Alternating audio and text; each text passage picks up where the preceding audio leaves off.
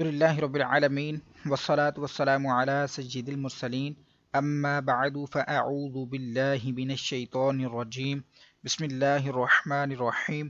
آج انشاءاللہ حضرت ہم لیسن 21 پڑھیں گے، اور لیسن سٹارٹ کرنے سے پہلے میں آپ سے گزارش کروں گا کہ آپ اس چینل کو سبسکرائب کر دیجئے اور بیل آئیکن پر کلک کر دیجئے تاکہ آنے والی ہر نئی ویڈیو کا نوٹیفیکیشن آپ کو مل سکے۔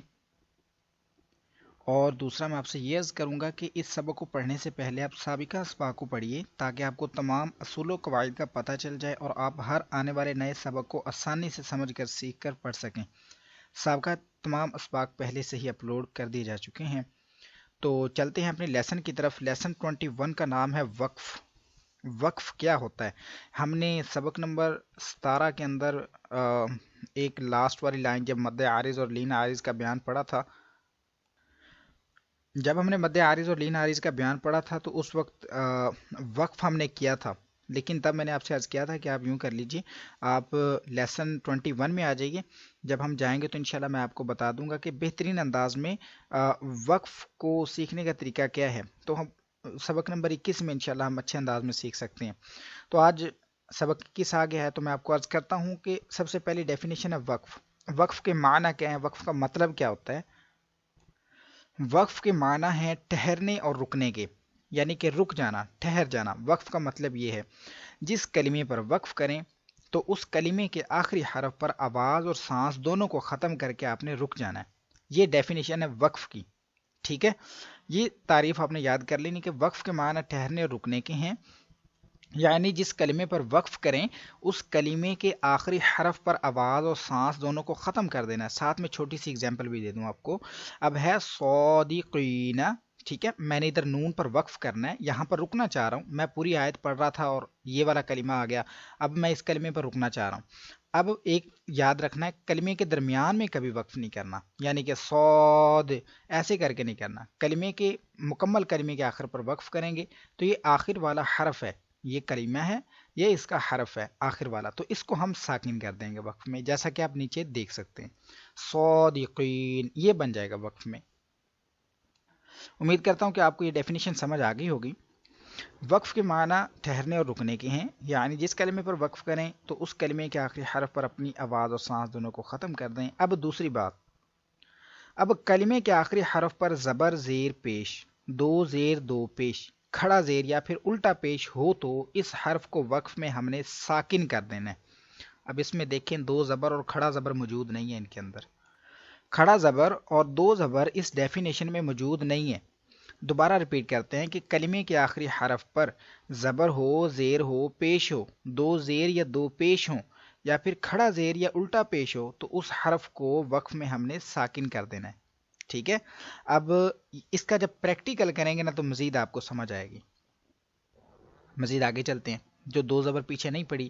تیسری ڈیفینیشن آ گئی کہ کلمے کے آخری حرف پر دو زبر آ جائیں۔ ہم نے یہ تو پڑھ لیا ہے کہ آخری حرف پر زبر زیر پیش، دو زیر دو پیش، کھڑا زیر الٹا پیش ہو تو ہم نے ساکن کرنا ہے، لیکن دو زبر نہیں ہے اس میں۔ اب دو زبر آ جائیں کلمے کے آخری حرف پر تو پھر کیا کرنا ہے؟ ہم نے دو زبر کو الف سے بدل دینا ہے۔ الف سے کیسے بدلنا ہے یہ ہم سبق کے اندر پڑھیں گے، ٹھیک ہے؟ فی الحال آپ ڈیفینیشن یاد کر لیجئے۔ اب تیسری ڈیفینیشن، کلمے کے آخری حرف اگر ہم نے وقف کیا اور اس کلمے کا آخری حرف ہے یہ گول تا، ٹھیک ہے؟ ایک تا ہوتا ہے وہ لمبے والا، وہ با کی طرح کا لکھا ہوتا ہے، ایک ہوتا ہے تا یہ گول والا، ایک تا ہوتا ہے یہ گول والا۔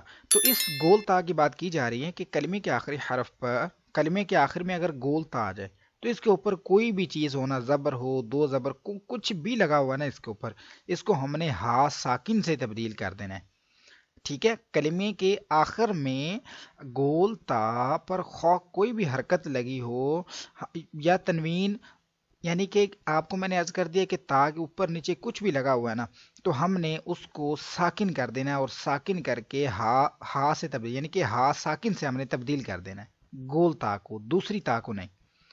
اب آگے چلتے ہیں مزید۔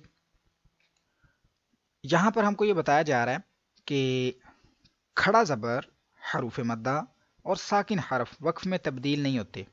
کھڑا زبر سے مراد وہی جو سبق 8 میں آپ نے پڑھا، حروف مدہ، الف مدہ، واو مدہ، یا مدہ، سبق 7 میں آپ پڑھ چکے ہیں، اور ساکن حرف، ساکن پہلے ساکن ہے اس کو ہم کیا کریں گے؟ ٹھیک ہے، ساکن تو پھر تبدیل ہوگا ہی نہیں ہو سکتا کیونکہ وہ پہلے ساکن ہے. تو یہ سلسلہ ہے، کھڑا زبر، حروف مدہ، ساکن حرف، یہ کبھی بھی وقف میں چینج نہیں ہوں گے، اپنی حالت برقرار رکھیں گے.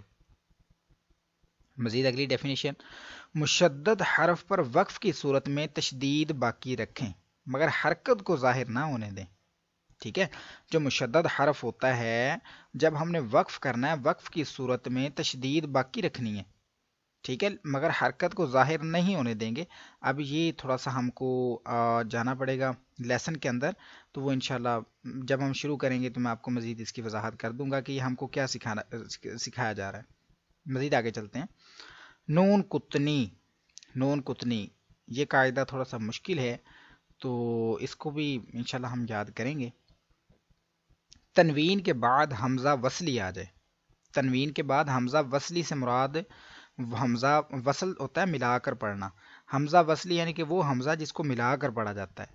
تو وصل میں یعنی کہ ملا کر پڑھتے ہوئے حمزہ وصلی کو، وہ والا حمزہ جس کو ملا کر پڑھتے ہیں اس کو گرا دیں گے. اور جو تنوین کا نون ساکن ہے اس کو زیر دے کر ایک چھوٹا سا نون لکھ دیا جاتا ہے، اسے نون کتنی کہتے ہیں. یہ ڈیفینیشن ہے.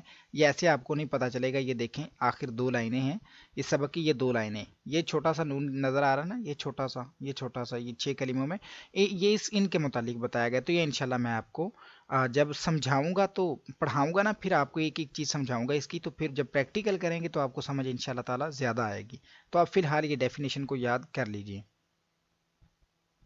اب مزید آگے چلتے ہیں. علامات وقف، آپ نے قرآن پاک میں کئی جگہ دیکھا ہوگا گول دائرہ بنا ہوتا ہے، چھوٹا سا میم لکھا ہوتا ہے، تو بنا ہوتا ہے، زا ہوتا ہے، صاد ہوتا ہے. تو ایسا نہیں ہوگا کہ جہاں پر ہم نے وقف کر دیا اور وقف کرنے کے بعد اب ہم آگے پڑھ دیں. تو جب وقف کر لیں گے، وقف کرنے کے بعد ہم پیچھے سے ملا کر پڑھیں گے. تو وقف کرنے کے بعد پیچھے سے ملا کر پڑھنے کو اعادہ کہتے ہیں، یعنی کہ جس کلمے پر وقف کیا ہے اسی کو ملا کر پھر آگے جائیں گے. اس طرح سے ملا کر آگے پڑھنے کو اعادہ کہتے ہیں. تو یہ تعریف آج کا دن جو ہے ہم نے تعریفیں ہی پڑھی ہیں. آج کے سبق کو ادھر مکمل کریں گے. کل انشاءاللہ ہم سبق کو شروع کریں گے. اور اگر آپ کو کوئی چیز اس میں سے سمجھ نہیں آئی ہے تو آپ مجھ سے پوچھ سکتے ہیں، لیکن میرا ناقص مشورہ کہ آپ ایک مرتبہ ان کو یاد کریں اور میرے ساتھ مل کر اس سبق کو پڑھیں. کل انشاءاللہ ہم جب اس لیسن کو پڑھیں گے، پریکٹیکل کریں گے نا، تو میں آپ کو ایک ایک چیز بتاؤں گا. تو انشاءاللہ آپ کے لیے آسانی ہو جائے گی اور آپ آسانی سے اس کو سمجھ بھی سکیں گے، پڑھ بھی سکیں گے. تو اس کو پہلے یاد کر لیجئے قواعدوں کو، پھر انشاءاللہ ہم پڑھیں گے. امید کرتا ہوں کہ آپ کو سمجھ آ چکی ہوگی، اور اگر آپ کو یہ ویڈیو اچھی لگی تو اس کو لائک اور شیئر ضرور کیجئے. کل انشاءاللہ دوسری کلاس میں حاضر ہوتے ہیں. دعا میں یاد رکھیے گا. السلام علیکم ورحمۃ اللہ وبرکاتہ.